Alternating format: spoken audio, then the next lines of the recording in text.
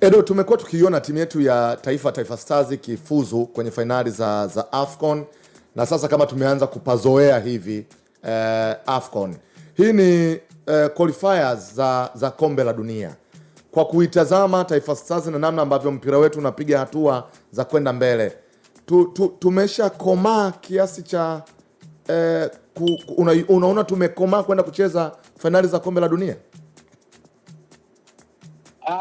Kusema ukweli bado hatujawa katika hiyo, kwa maana ya uwezo wa mchezaji mmoja mmoja, professionalism na vitu vingine, maeneo timu ambazo wanachezea, na ndio maana tumekuwa tukisisitiza wachezaji wetu watoke wakacheze katika klabu kubwa za nje ya Tanzania. Kwa mfano ukiangalia hapa, wao wana uwezo wa kupanga kikosi au kuita kikosi bila kuita mchezaji wa Raja wala Wydad Casablanca wala Berkane.